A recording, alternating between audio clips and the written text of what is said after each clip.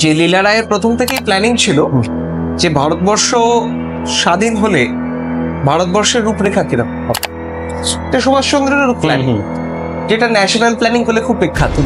যে সুভাষচন্দ্রকে অনেকেই, মানে আমার ভিডিও নিচে অনেকে এসে কমেন্ট করে যে সুভাষচন্দ্র বোস একজন বামপন্থী মানসিকতার মানুষ ছিলেন। যদি আপনি ইন্ডিয়ান পিলগ্রিম বা ভারত প্রতীক দেখেন, সেখানে পরিষ্কার বলা আছে যে অফ টাইমে আমি মাকে বসে রামায়ণ মহাভারত পড়ে শোনাতাম, একদম ভাবছি সুভাষচন্দ্র সম্পর্কে।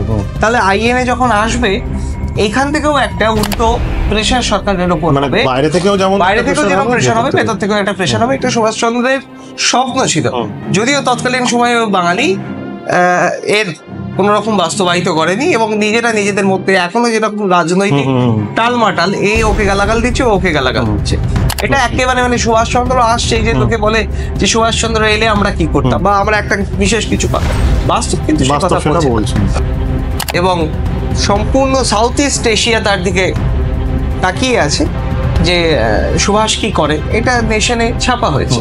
তারপরেও সুরেশবাবুর কাছে খবর ছিল যে সুভাষচন্দ্র এরকম সকল প্লেন দুর্ঘটনায় মারা যাননি, তিনি আছেন, কোথায় আছেন সেটা একটা প্রশ্ন। তখন অগত্যা যা পাচ্ছি সামনে থেকে, জল ফুটিয়ে তার মধ্যে গরম জল, পাতা, ঘাস এগুলোকে সেদ্ধ করে মাতাজি নিজেও খাচ্ছেন, ওনারা খাওয়ার ব্যবস্থা হচ্ছে। তো প্রথম উনি এই চিঠি দিয়ে ডাক্তার রায়কে ডেকে পাঠাতেন। আচ্ছা,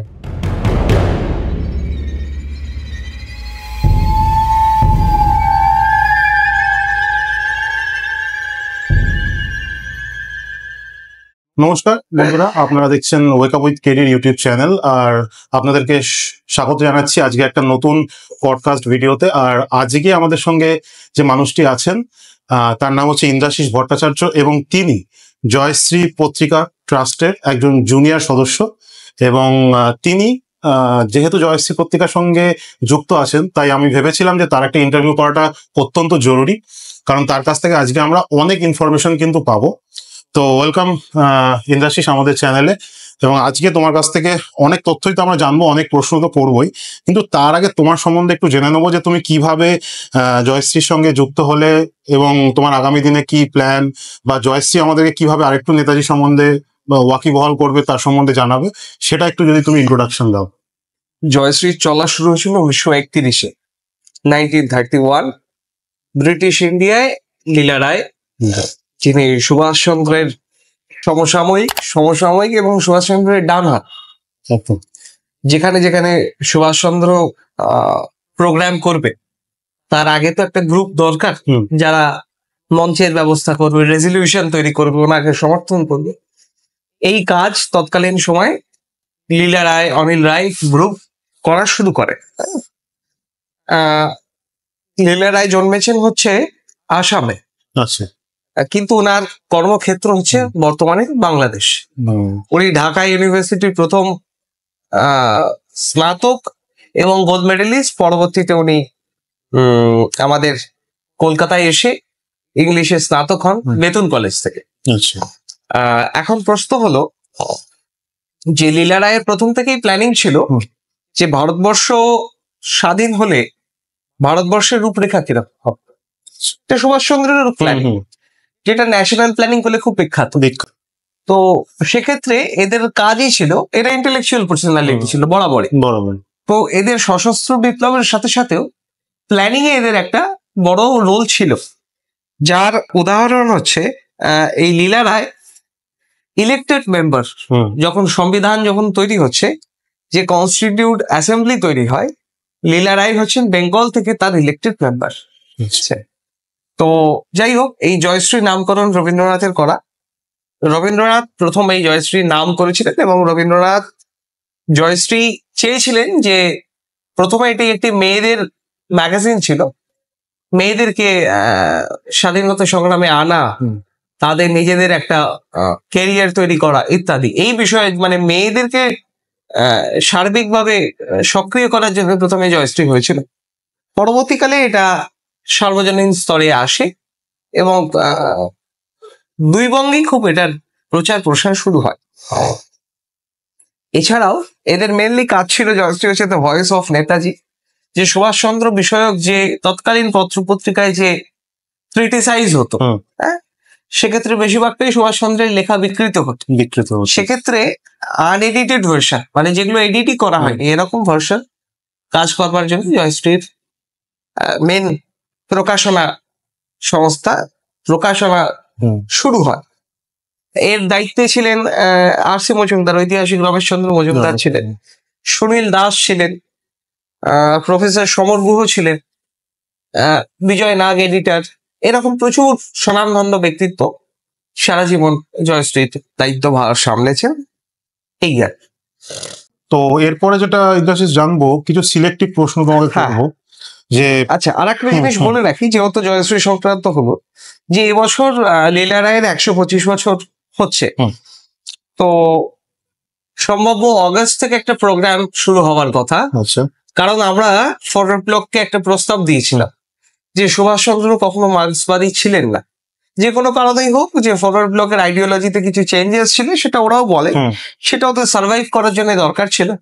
কিন্তু আজকে এই মুহূর্তে ওদের যিনি এখন দায়িত্বে যিনি আছেন নরেন বাবু, তিনি খুব ইন্টারেস্টেড যে ওরা লীলা রায়ের নামাঙ্কিত একটি মিউজিয়াম তৈরি করছে এবং একটি হলও তৈরি হচ্ছে।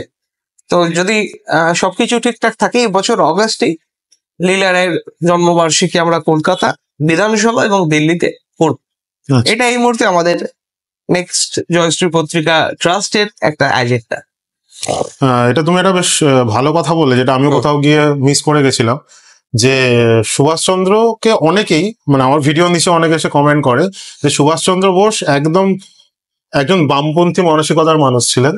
কিন্তু সেটা নিয়ে আমি আসবো, এই মুহূর্তে আমি সেটা যাচ্ছি না। এই মুহূর্তে আমি আমার প্রথম প্রশ্নতে যাচ্ছি, সেটা হচ্ছে ভগবানজির প্রসঙ্গে আমি ডাইরেক্ট চলে যাচ্ছি।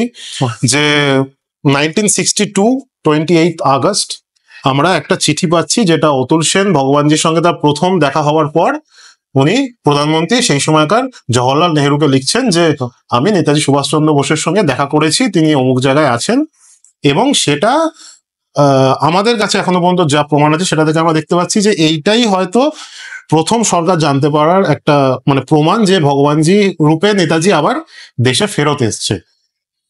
তো জয়শ্রীর কাছে এরম কি কোনো প্রমাণ আছে বা এরম কি কোনো তথ্য আছে যে এটাই কি প্রথম, না সরকারের কাছে তার আগে থেকেও এরম কোনো তথ্য কি ছিল যে নেতাজি ভগবানজি রূপে আবার আমাদের দেশে প্রবেশ করেছে? এখন ব্যাপারটা হচ্ছে, যারা নেতাজিকে ভালো জানে না তাদের পক্ষে গুমনামি বোঝা সমস্যা হয় একদম। কারণ সুভাষচন্দ্রের মা যে প্রভাবতী দেবীর ব্যাকগ্রাউন্ড হচ্ছে উনি হাটখোলার দত্তবাড়ি নেই। আর এই হাটখোলা দত্তবাড়িতে সারদা দেবী একটা আনাগোনা ছিল, এবং সেই বাড়ির গুরু মাই হচ্ছেন শ্রী শ্রী মা, মানে ঠাকুর রামকৃষ্ণ পরমহংসের স্ত্রী। সেই জন্য ওনার লাইফস্টাইলের মধ্যে, মানে যখন ছোটবেলা থেকে সুভাষচন্দ্র বড় হচ্ছেন, যদি আপনি ইন্ডিয়ান পিলগ্রিম বা ভারত পথিক দেখেন, সেখানে পরিষ্কার বলা আছে যে অফ টাইমে আমি মাকে বসে রামায়ণ মহাভারত পড়ে শোনাতাম। একদম। বহু চিঠি লিখতেন। আর একটা জিনিস খেয়াল করবেন যে সুভাষচন্দ্র গুরুকে খোঁজবার জন্য যখন ভারতবর্ষ সম্পর্কে ওনার একটা চেতনা হলো, উনি বারবার বাইরে গেছেন যে আমি কোথায় সদ্গুরু পাবো। একদমই তো। হেমন্তকে সাথে নিয়েই বেরিয়েছেন, সুভাষের সাথে 12 বছর বই আছে, সেখানে বারবার উল্লেখ করেছে। সুতরাং যে লোকটি এই স্পিরিচুয়াল আবহে ছোটবেলা থেকেই মানুষ হয়েছে, যার বাড়িতে বরাবর এরকম একটা ব্যাকগ্রাউন্ড ছিল, তো সে কি করে বামপন্থী হয়? বামপন্থী হলে বামপন্থী আর সাধু মানে সন্ন্যাসী দুটো পাশাপাশি রাখা কিন্তু মুশকিল, মেলানো মুশকিল। যার জন্য এখনো যারা সত্যি বামপন্থী বা সোকল্ড এই প্রগতিশীল বোসবাড়িতেই লোকেরা, তারা এই বেসিক জায়গায় আটকে যায় যে সুভাষচন্দ্র কেন সাধু হবে। হ্যাঁ, সুতরাং সুভাষচন্দ্র মানে Indian pilgrim, Indian struggle, or সুভাষচন্দ্রের যারা সমসাময়িক লেখা, যেরকম হেমন্ত সরকার আছেন, এই লেখাগুলো না বললে কিন্তু সুভাষচন্দ্রের ব্যক্তি চরিত্রটা ক্লিয়ার হবে। ঠিক আছে, হ্যাঁ। নেক্সট কি ছিল? এটাই আমি জানতে চাইছিলাম যে এবার অতুল সেনের। এবার প্লেন ক্র্যাশ প্রসঙ্গে আমার কাছে বোধহয় আছে এখানে, দেখাও না, অসুবিধা নেই। এখানে সিক্রেট সার্ভিস আছে ডক্টর পবিত্র মোহন রায়। ঠিক আছে, পবিত্র বাবুর সাথে সুভাষচন্দ্রের যোগাযোগ হচ্ছে রাসবিহারী বোসের সোর্সে। রাসবিহারী বসু সুভাষচন্দ্রের কাজের জন্য ডাক্তার রায় মানে পবিত্রমোহন রায়কে পাঠিয়েছিল। ঠিক আছে, নেতাজি সিক্রেট সার্ভিসের হয়ে ডক্টর পবিত্রমোহন রায় কাজ করতে। তো এই ডক্টর রায়কে সুভাষচন্দ্র সাবমেরিনে করে কলকাতায় চলে আসার জন্য বলে। তার কাজ ছিল এখানকার যত সভা সমিতি এবং যে বিপ্লবী সংগঠনগুলো আছে তাদের সাথে যোগাযোগ করা, করে সেই খবর আইএনএ কে দেওয়া বা সুভাষচন্দ্রকে দেওয়া যে বেঙ্গল বা কলকাতা কিরকম ভাবছে সুভাষচন্দ্র সম্পর্কে। তাহলে আইএনএ যখন আসবে এখান থেকেও একটা উল্টো প্রেশার সরকারের উপর হবে, বাইরে থেকেও যেমন প্রেশার হবে, ভেতর থেকেও একটা প্রেশার হবে। এটা সুভাষচন্দ্রের স্বপ্ন ছিল, যদিও তৎকালীন সময়ে বাঙালি এর কোন রকম বাস্তবায়িত করেনি এবং নিজেরা নিজেদের মধ্যে এখনো যেরকম রাজনৈতিক টালমাটাল, ওকে গালাগাল দিচ্ছে, ওকে গালাগাল দিচ্ছে। এই যে ব্রিটিশের যে পলিসি, এই যে খন্ড খন্ড করে দাও নিজেদের মধ্যে, একটা আমি তৃণমূল, তুমি বিজেপি, তুমি বামপন্থী, এই যে একটা নিজেদের মধ্যে একটা টার্সেল। আমাদের তো বাইরের শত্রুর কোনো অভাব নেই, নিজেরাই নিজেদেরকে খুন খামারি করে। সুতরাং এই সমস্যাটা কিন্তু ব্রিটিশ তৎকালীন সময়ে তৈরি করেছে। এটা একেবারে মানে সুভাষচন্দ্র আসছে, এই যে লোকে বলে যে সুভাষচন্দ্র এলে আমরা কি করতাম বা আমরা একটা বিশেষ কিছু বাস্তব, কিন্তু বলছেন। তো ডক্টর রায় এলেন যখন উনি আসছেন, আমি এই জায়গাটা পড়ে বলছি এই জন্যই, তাহলে এই প্লেন ক্র্যাশ বা ওনার ফিরে আসাটা সম্পর্কে উনি আগেই বলছেন লেখকের সাথে সুভাষচন্দ্রের সাক্ষাৎকার কি বলছেন। উনি বলছেন, কিছু সময় পর তুমি একটি আশ্চর্য এবং ভয়ানক বিষাদের খবর শুনবে, কিন্তু সেসব শুনে বিষাদগ্রস্ত হয়েও না, মূর্ষে পড়ো না, আবার দেখা হবে। যাও, মাতৃসেবা করো, জীবন ধন্য করো, পিতামাতার নাম উজ্জ্বল করো, স্বর্গাদপি গরিয়সী, জননী জন্মভূমি তোমাকে আহ্বান করছে, এসো পবিত্র। মানে তুমি যাও, কলকাতায় ফিরে যাও। এই ডাক্তার পবিত্রমোহন রায় ইনি এলেন উড়িষ্যার উপকূলে, উনি কোনারকের কাছে নেমেছিলেন সাবমেরিনে। ওনার সাথে অমৃত সিং গিল আরো দুজন এসেছিলেন, টুইন বলে এসেছিলেন। বহু ঘাত প্রতিঘাত পেরিয়ে উনি আলটিমেটলি কলকাতায় আসেন। বেহালা অঞ্চলে একটি বাড়িতে ছিলেন।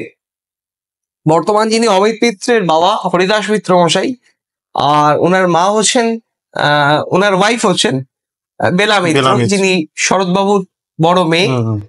এই গ্রুপের সাহায্যে উনি এইখানকার সমস্ত খবর ট্রান্সমিটারের সাহায্যে আইএনএ কে পাঠাতেন এবং আশপাশের লোকে জানতেন উনি পূর্ববঙ্গের কোনো জমিদার। এবং কিছুদিনের মধ্যে উনি ধরা পড়েন এবং ফাঁসির আসামি হিসেবে উনি দণ্ডিত হন। পরবর্তীকালে এই বেলা মিত্র তেজ বাহাদুর সুশ্রুতকে একটি চিঠি করেন, যিনি এলাহাবাদের খুব বিখ্যাত ব্যারিস্টার এবং বড়লাটের খুব সহযোগী ছিলেন। এবং সেই ঘটনার পর তিনি কারামুক্ত হয়ে প্রথম যাবজ্জীবন কারাদণ্ডে দণ্ডিত হয় এবং উনি কিন্তু এই দমদম বিধানসভা থেকে জয়যুক্ত হয়েছিলেন প্রজা সোশ্যালিস্ট পার্টির হয়ে। অর্থাৎ দেখুন, এই ক্যারেক্টার গুলোকে আপনি যদি দেখেন, দেখবেন বাই প্রফেশন ডাক্তার, কাজ করেছে আইএনএ এর হয়ে রাসবিহারী বসুর কাছে, পরবর্তীকালে সুভাষচন্দ্রের সহযোগী। এই লোকটি 1962 সালে এক সন্ন্যাসীর সাথে যোগাযোগ করে। এবার আমাদের এখানে দুটো সোর্স আছে, একটা হচ্ছে ডক্টর পবিত্রমোহন রায় সোর্স, যেটা 1962 ডিসেম্বরে উনি নোটস নিচ্ছেন সন্ন্যাসীর কাছে বসে। আরেকটি হচ্ছে বিনয় বাদল দীনেশ গুপ্তের পরিবারের সন্তান, যিনি হচ্ছেন আমাদের জেঠু আর কি, সুরজিৎ দাশগুপ্ত। তাদেরও একটি স্বতন্ত্র সোর্স আছে। সেই সোর্সটি হচ্ছে সুরেশ চন্দ্র বোসের সোর্স। আচ্ছা, সুরেশ বাবুর কাছে সম্ভাব্য 1955 সালের পর থেকে এই খবর ছিল যে সুভাষচন্দ্র আছেন। শরৎবাবু যেরকম নেশন পত্রিকায় অলরেডি বলেছেন যে সুভাষ এই মুহূর্তে চায়নায় আছে এবং সম্পূর্ণ সাউথ ইস্ট এশিয়া তার দিকে তাকিয়ে আছে যে সুভাষ কি করে, এটা নেশনে ছাপা হয়েছে। তারপরেও সুরেশ বাবুর কাছে খবর ছিল যে সুভাষচন্দ্র এরকম সকল প্লেন দুর্ঘটনায় মারা যাননি, তিনি আছেন। কোথায় আছেন সেটা একটা প্রশ্ন, কিন্তু উনি আছেন এই বিশ্বাস ওদের ছিল। ওনার সহযোগী সুনীল কৃষ্ণগুপ্তকে আগে উনি দুবার পাঠিয়েছিলেন। প্রথমবার উনি গিয়েছিলেন নেপালে, কিন্তু নেপালে উনি সন্ন্যাসীকে কোনোভাবেই খুঁজে পাননি। এরপরে উনি আর একবার গিয়েছিলেন হরিদ্বারে। আচ্ছা, তৃতীয়বার মানে এই সময়টা কখন? এটা 55। আচ্ছা, এখানে আপনি যদি ডাক্তার রায়ের লেখা পড়েন দেখবেন উনি পরিষ্কার বলেছেন এই 55 সাল থেকে 60 সাল পর্যন্ত উনাকে বারবার এখানে আসতে হয়েছে এবং বেরোতে হয়েছে। মানে উনি স্টে করেননি দীর্ঘ সময়, কিন্তু উনি এসেছেন এবং বেরিয়ে গেছেন। আচ্ছা, ওনার এই সময় যে রুট ছিল, এই যে নেপালে যে খবর ছিল, উনি নেপাল রাজদরবারের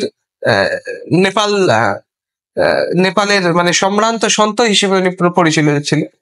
এবং সেই সময় উনি গোমতী নদী হয়ে ঢুকতেন। মানে ওখানে শৃঙ্গার নগর আছে, আরো দু একটি জায়গা আছে যে যে জায়গায় উনি দীর্ঘকাল অবস্থান করেছেন। এবং সর্বোপরি নিমসারে এই 55 থেকে 60 সাল পর্যন্ত কিন্তু আমরা ওনার যাতায়াতকে ট্র্যাক করছি, কারণ উনি নিজেই বলছেন।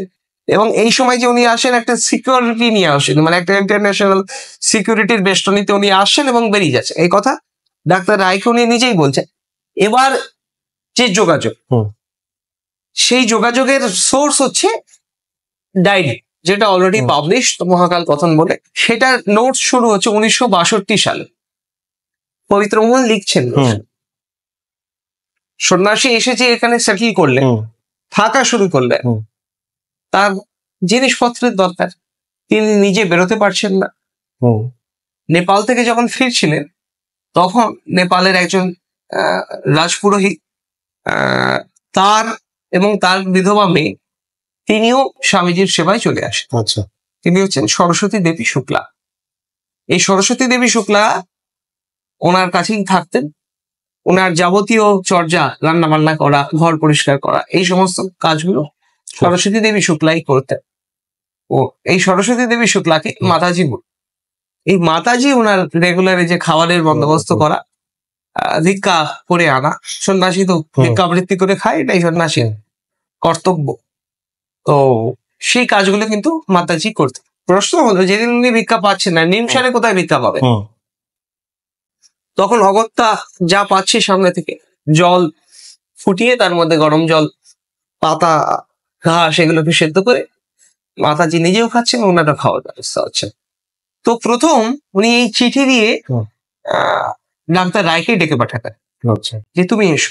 এই কিন্তু মানে আমাদের হিসেবে কিন্তু ফার্স্ট যোগাযোগ। আগে কি হয়েছে বলতে পারছি, আগে উনি আসছেন কিন্তু আমরা কোথাও ট্র্যাক করতে পারছি না যে এখানে উনি এই সময় ছিলেন। তো কিছু ইয়ার্সে আছে, কিছু জায়গায় উনি থেকেছেন, যেটা উনি নিজে বলছেন বা ওনার যারা সহযোগী আছে তারা বলছেন। এখন ডাক্তার রায় গেলেন, গিয়ে ডাক্তার রায় গিয়েছিলেন নিমসারে, নৈমিষে। ওখানে ওরা থাকতেন নৈমিষের রাস্তগী ধর্মশালায়। নৈমিষটা খুব ছোট্ট জায়গা, খুব বিশাল জায়গা নয় নৈমিষ। আর নৈমিষে এখনো স্টিল নাও, আমি লাস্ট বছর আমরা নৈমিষ ভিজিট করেছি, নৈমিষে খুব বেশি লোকের আনাগোনা নেই। ওখানে নর্মালি লোকে যায় হচ্ছে পিতৃ শ্রাদ্ধাদি করতে। যেরকম নাভিকুণ্ড আছে, নাভিতে হচ্ছে ভগবান বিষ্ণুর পদপদ্ম মানে পায়ের ছাপ আছে, নৈমিষকে বলা হচ্ছে নাভিকুণ্ড। তো নৈমিষে লোকে যায় রিলিজিয়াস কারণে, আর অন্য কোনো কারণে ঘোরার মতো নৈমিষে জায়গায়। আর নৈমিষে একটি শক্তিপীঠ আছে, ওখানে ভগবতী ত্রিপুরা সুন্দরী আছেন, নৈমিষের মানে বাউন্ডারির মধ্যেই আছেন শক্তিপীঠ, ওখানেই উনি থেকেছেন। এখন প্রশ্ন হলো, আরেকটি সোর্সে যে খবর, যে প্রফেসর অতুল সেন উনি নৈমিষে গিয়েছিলেন পিতার পিণ্ডদান আদি করতে। তো শীতের দিন উনি স্নান করে পিণ্ডদান করে, নৈমিষে শিবালয় আছে। শিবালয় বলতে যে নৈমিষে অনেক কটি মন্দিরই আছে, একটি শিব মন্দির নয়, বহু শিব মন্দির আছে। পার্টিকুলার একটি মন্দির আছে যার ছাদ আছে। আচ্ছা, সেই ছাদেই উনি এক বাঙালি সন্ন্যাসীকে দেখেন, যিনি রোদ পোয়াচ্ছিলেন, যিনি সুভাষচন্দ্রের মতো দেখতে। তো উনি খোঁজ খবর করে জানতে পারেন সন্ন্যাসী বাঙালি, এবং সন্ন্যাসী সহ সেখানে বেশ কিছু বাঙালির আনাগোনা আছে। এবং উনি অবজার্ভ করেন বাঙালির, যেহেতু বাঙালি, তার বাংলা বলা, তার বাচনভঙ্গি, তার ভয়েস, এবং তার বুঝতে খুব সমস্যা হয়নি যে এই ব্যক্তিত্ব সুভাষচন্দ্র ছাড়া আর কেউ নয়। ইন দ্য মেন টাইম তিনি প্রথমেই কলকাতায় ফিরে আসেন। কলকাতায় ফিরে এসে জওহরলাল নেহরুকে উনি একটি চিঠি করেন যে আমি সুভাষচন্দ্রকে নৈমিষে ডেকেছি, অতএব আপনার উচিত এই বিষয়ে একটা ভাবনা চিন্তা করা এবং তাকে ফিরে আসে। মজার কথা হলো গভর্নমেন্ট তার কথাটা উড়িয়ে দিতে পারত বা চিঠির রিপ্লাই না করতে পারত, কিন্তু অ্যাকনলেজ করে উনি এই চিঠির রিপ্লাই করেন। তার মানে হচ্ছে আমরা যদি তৎকালীন প্রেক্ষাপট দেখি তাহলে বুঝতে হবে অলরেডি এই কথা ছিল, ভারতবর্ষ বিশ্বাস করেনি তিনি প্লেন ক্র্যাশে মারা গেছে। যদি government of India, Congress government যদি বিশ্বাস করতোই সুভাষচন্দ্র মারা গেছে, তাহলে অতুল সেনের চিঠির আর উত্তর দেওয়ার প্রয়োজন বোধ করতেন বা সেই চিঠির উত্তরের ভাববাচ্চ অন্যরকম হবে, কিন্তু তাকে অ্যাকনলেজ করে উনি বললেন। অতএব তাহলে বোঝা যাচ্ছে যে প্ল্যান সুভাষচন্দ্র করেছিলেন, যে কথা উনি ডাক্তার রায়কে বলেন যে তুমি মূর্ষে পড়ো না, বিমর্ষ হয় না, তুমি জননী জন্মভূমির সেবায় যাও, তুমি একটা খবর পাবে। অতএব তার মানে এটা সুভাষচন্দ্রের প্ল্যানিং। এছাড়াও 1945-এ 2 বছর আগে 1943-এ টাইমসে একটা খবর ছিল, যেটা ইউএসএ থেকে পাবলিশড হয়েছিল, যে সুভাষ বোস এরকম একটা ন্যারেটিভ খাড়া করে যে কোনো সময় বেরিয়ে যেতে পারে। সেক্ষেত্রে ইন্টারন্যাশনাল যারা গোয়েন্দা সংস্থা এবং আপামর সাধারণ ভারতবাসী, তারা কখনোই বিশ্বাস করে যে সুভাষচন্দ্র প্লেন ক্র্যাশে বেরিয়ে গেছেন। এবং আজকে যারা বলেন যে সুভাষচন্দ্র কেন সন্ন্যাসী হবেন, তৎকালীন অমৃতবাজার পত্রিকার নিউজ ছিল যে সুভাষচন্দ্র এই মুহূর্তে কারোর সাথে কথা বলছেন না, উনি মৌনী রয়েছে। মৌনী মানে হচ্ছে কথা বন্ধ, স্পিচ ভয়েস রেস্ট। তিনি কোনো সাধনার জন্য এই কাজ করছেন এবং উনি কারোর সাথে কথা বলছেন না। এই কথা আনন্দবাজারের মানে আগের যে ভার্সন ছিল অমৃতবাজার, তাতে ছাপা হয়েছে। এবং সেখানেও যখন এই অন্তর্ধানের কথা হয়েছে তখনও বলেছেন যে উনি সন্ন্যাসী হওয়ার জন্য অন্তর্ধান হয়েছে। তাহলে উনি যে একটা স্পিরিচুয়াল পার্সোনালিটি, উনি যে এই সমস্ত কাণ্ড কারখানা করতেন, এ কথা তো বন্ধু হেমন্ত সরকারও বলেছে হেমন্তর সাথে 12 বছরে। এ কথা অমৃতবাজার বলেছে। তাহলে সেই লোকটার সাধু অস্বাভাবিক ব্যাপার কি? তাই না? তো যাই হোক, এবার কথা হলো যে ডাক্তার রায় গেলেন, গিয়ে তার রিকোয়ারমেন্টের জিনিসপত্রে একটা বড় ব্যবস্থা, সেটা ডাক্তার পবিত্রমোহন রায় বা সুনীল গুপ্তের ক্ষেত্রে করা সম্ভব ছিল না। অতএব তৎকালীন সময় লীলা রায় যেহেতু প্রসিদ্ধ এবং দেশনেত্রী বলে উনি তখন অলরেডি পরিচিত, কেন ইন্টারন্যাশনাল বহু কর্মকাণ্ডের সাথে উনি যুক্ত তৎকালে, এবং ভারত সরকারের সাথে উনি কাজ করছেন। উনি একটি রাজনৈতিক দল প্রজা সোশ্যালিস্ট পার্টি, তারও অন্যতম মাথা। হ্যাঁ, তো এই গ্রুপের কাছে প্রথম খবর এলো যে সন্ন্যাসী এসেছেন, তার রিকোয়ারমেন্টের জিনিসপত্রের দরকার, অতএব সেগুলো আমাদেরকে পৌঁছে দিতে হবে। লীলা রায় নিজে এই খবর পাওয়া মাত্রই উনি যাওয়ার একটা বন্দোবস্ত করতে চাই। তো সমস্যা হলো যেটা, যে প্রথমত অতুল সেন এসে মানে কোন রকম বিচার না করেই চিঠিটা করে ফেললেন। অতএব উনি দেন ওখান থেকে বেরিয়ে, নৈমিষ থেকে বেরিয়ে উনি অযোধ্যার দিকে বেরিয়ে গেলেন, মানে জায়গাটাকে ওনাকে ছাড়তে হলো। এর জন্য উনি একটু অসন্তুষ্ট হয়েছিলেন। যাই হোক, এই 62-র পর থেকে দীর্ঘকাল যোগাযোগ, এবং এর জন্য মনে অতুল সেনের সঙ্গে আর তার কখনো দেখা হয়? অতুল সেনের সাথে দেখা হয়নি। আর অতুল সেনের ওই শুরু ওই শেষ দেখা। এই তো এরপর লীলা রায়ও গেলেন, কিন্তু একই জিনিস, লীলা রায় হচ্ছেন একজন স্টলওয়ার্ড নেত্রী। লীলা রায় খুব প্রসিদ্ধ ছিলেন, অর্থাৎ লীলা রায়ের যাওয়াটাও খুব সমস্যা হলো।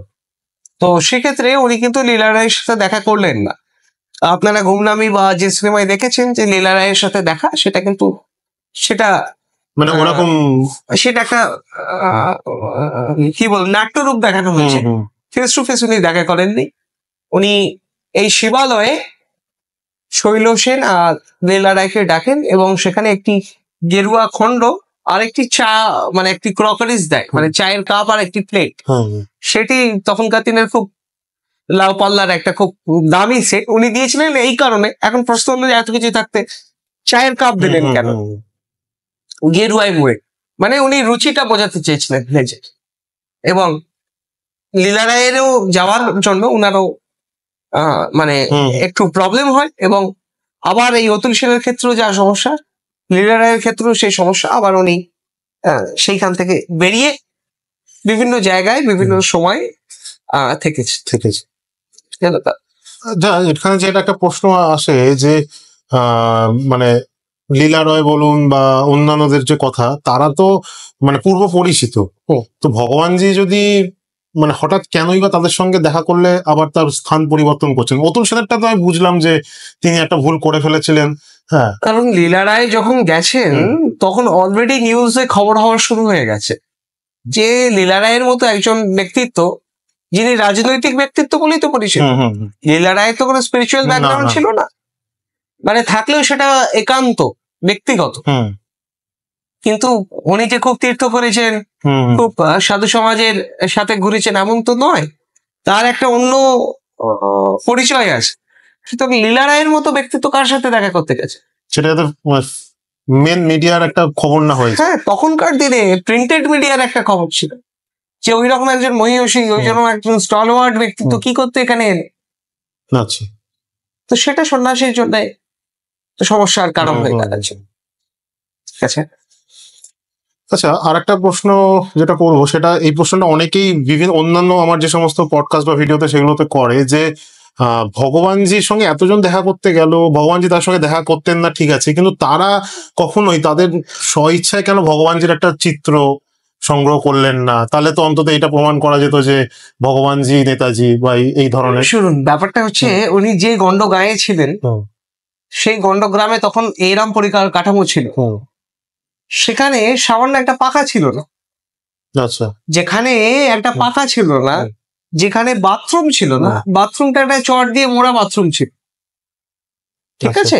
তো সেখানে ছবি তো একটা মানে দূরস্থান, সেখানে ক্যামেরার কোনো বিষয়বস্তুই তৎকালীন সময় মানে এখনকার মতো এত সহজলভ্য ছিল না, সেখানে কোনো পাখা ছিল না। ঠিক আছে। ভগবানজি বা মানে এই বিষয়টা কতটা রাজি হতেন সেটাও একটা রাজি হওয়ার প্রশ্ন পরে, অনেক পরিকাঠামোই ছিল না সেখানে। সেখানে সামান্য একটু বৃষ্টি হলে নর্দমার জল আর বাথরুমের জল মেলে যেত। তো সেখানে ক্যামেরা তো দুরূহ বিষয়। সেখানে ক্যামেরা মানে মানে ক্যামেরা লোকে দেখেইনি হয়তো। আচ্ছা, এখনকার প্রেক্ষাপটে বসে এই জায়গাটা বিচার করলে হবে। আচ্ছা, এই ক্ষেত্রে আর একটা প্রশ্ন, যে অনেকেই বলেন যে কংগ্রেসের অনেক বড় বড় নেতা নেত্রী, যেমন এটা শোনা যায়, এর কোনো সেরকম ডাইরেক্ট প্রমাণ নেই, যেমন প্রণব মুখোপাধ্যায় বা ইন্দিরা গান্ধী, এরা নাকি দেখা করতে যেতেন। এবং পরবর্তীকালে এটাও শোনা গেছে যে মানিক শ, তিনি তার যুদ্ধের অনেক যে মানে একদম বানস্থ, সেইগুলো নাকি উনি ভগবানজির সঙ্গে মানে ভগবানজির থেকে হয়তো কোথাও না কোথাও তার কাছে সেই মানে ডাইরেকশনটা বা সেই নির্দেশটা গেছিল। তো মানিক শাহ ব্যাপারটা যদি আমি পাশেও রাখি, কংগ্রেসের প্রমুখ যে নেতার সঙ্গে তার যোগাযোগ হচ্ছে, ওনার সাথে দুরকম লোকে ভিজিট করতো। এক হচ্ছে স্পিরিচুয়াল পার্সোনালিটি, যারা ব্যক্তি স্তরে আধ্যাত্মিক কাজে আধ্যাত্মিক উন্নতির জন্য যেতেন, এরকম একটা গ্রুপ ছিল। আর একটা গ্রুপ ছিল হচ্ছে যারা পলিটিক্যাল গ্রুপ, তারা নিজস্ব পলিটিক্যাল এজেন্ডাস, নেক্সট কি হবে, কি প্ল্যানিং হবে, সরকারের পক্ষে বলবো না বিপক্ষে বলবো, কোন থিওরিতে কথা বলবো, কোনটা অপোজ করবো, এই জাতীয় গ্রুপও যেতে। আর 3 নম্বর গ্রুপ যেত হচ্ছে যারা স্বামী মানে সন্ন্যাসীর হয়ে কাজ করতেন বা সন্ন্যাসীর ইশারায় তারা কাজ করতেন। এই 3টে গ্রুপ বেসিক্যালি যেত। সুতরাং কংগ্রেসের বহু নেতা মন্ত্রী গেছেন, সবাই জানতেন, কিন্তু তারা এখন প্রশ্ন হচ্ছে যে তারা কি ব্যক্তি স্বার্থে গেছে না দলের স্বার্থে, বা তারা জেনে মানে তারা জেনে নেতাজির কাছে আবার গেলেন। আবার একটা ব্যাপার আছে, তারা অ্যান্টি নেতাজি। নেতাজির কাছে গেলেন বললে হবে না, কারণ উনি ওই মহামানব আসতে বলেছেন যে আমার কমপ্লিটলি মেটামরফোসিস হয়ে গিয়েছেন, সুতরাং নেতাজিকে দেখে আমাকে বিচার করো না। আমি সর্বত্যাগী সন্ন্যাসী, আমি দ্বারকা সারদা মঠের অন্তর্গত সন্ন্যাসী। অতএব সেই লাইফস্টাইলটা থেকে আমি সেই জানকীনাথের সন্তান নই যে কাঁটা চামচ করে পরকে খেতে, সেই ব্যক্তিত্ব নই। আমি সন্ন্যাসী, আমি বসে আছি, কখন ভিক্ষা আসবে তখন আমার জল পড়তে। যেখানে বসে আছি সেখানে ইলেকট্রিসিটি নেই, বহুবার ফ্যান গেছে, মানে ওই ব্যাটারির ফ্যান। শীতের দিনে প্রচন্ড ঠান্ডা, গরমের দিনে প্রচন্ড গরম, শরীর খারাপ হয়ে যাচ্ছে। তো অতএব সেই লোকটার সাথে এই লোকটাকে মেলালে বিপদ। ঠিক আছে, সন্ন্যাসীর মানসিকতা এরকম। এক্ষেত্রে আর একটা প্রশ্ন করবো, সেটা হচ্ছে অনেকে বলছেন যে যেহেতু ওয়ার ক্রিমিনাল লিস্টে ওনার অন্তর্ভুক্তি ছিল সেই জন্য উনি বেরোননি। না, সেটা তো অবশ্যই, এটা কি পুরোনো, এটা অবশ্যই কারণ, কিন্তু এটাই কি একমাত্র কারণ, না তুমি যেটা বলছো সেটার কারণ, মানে সেটার প্রভাবটা অনেকটা বেশি? না, ব্যাপারটা হচ্ছে যে প্রথম দিকে যেটা হচ্ছে যে উনি যখন এসেছিলেন, উনি যে মানে একেবারেই সমস্ত কিছু ত্যাগ করে বসেছিলেন এটাও বলা ভুল হবে। ওনার কিছু এজেন্ডা ছিল, তৎকালীন সময়ে কাজ ছিল যে ভারতবর্ষের এই কাজগুলো আমাকে ফিনিশ করতে হবে। সেই কাজটা ফিনিশ করবার জন্য তার দুটি বিষয়ের দরকার ছিল। একটি হচ্ছে ছদ্মবেশ, আর দুই হচ্ছে এমন ভাবে থাকা যাকে সাধারণ লোকে অ্যাক্সেস না করতে পারে। অর্থাৎ এই দুটি উনি করেছেন। কারণ আপনি দেখবেন শিবাজি কিসের বেশে ঘুরতেন, গেরুয়া পরে ঘুরতেন শিবাজি সন্ন্যাসী হয়ে সন্ন্যাসীর বেশ নিয়ে ঘুরে বেড়াতেন। কিন্তু শিবাজি ছত্রপতি তো রাজা, মহারাজা, তাহলে উনি সন্ন্যাসীর বেশ নিতেন কেন? শিবাজির কাছে সন্ন্যাসীর যে গৌরিক বেশ, যার জন্য স্বামী বিবেকানন্দ বলতেন যে দেখো গেরুয়ার নিচে শিবাজি লুকিয়ে রয়েছে, এটা তো প্রচলিত কথা। তা গেরুয়ার নিচে শিবাজি লুকিয়ে রয়েছে মানে কি? রাজা তিনি গেরুয়া পরে ঘুরে বেড়াচ্ছেন, যার জন্য একজন হতো রাজ চক্রবর্তী উপাধি দেওয়া হতো। তিনি তার নগরায়ন, তার সাম্রাজ্য কিরকম আছে শিবাজির আমলে এটা ছিল। পরবর্তীকালে যদি বাঘাযতীন দেখেন আপনি, বাঘাযতীন নিজে ছাই মেঘে সন্ন্যাসী হয়ে ঘুরে বেড়াতেন, ছদ্মবেশ ছিল বাঘাযতীনের কাছে। বাঘাযতীনও যদি ছেড়ে দেন, রাসবিহারী বোস কখনো তিনি ঠাকুর মশাই, কখনো পুরোহিতের বেশে উনি স্টেপ করে বেরিয়ে গেছে। অর্থ ভারতবর্ষ তো একটা মানে কি বলবো, ভারতবর্ষের দেবভূমি, সুতরাং সেখানে প্রত্যেকটা মানুষের স্পিরিচুয়ালিটি আছে। যারা বাম টাম বলে তাদের কথা আলাদা। এই থিওরিটা তো বাইরে থেকে এসেছে, পাশ্চাত্য থেকে এসেছে।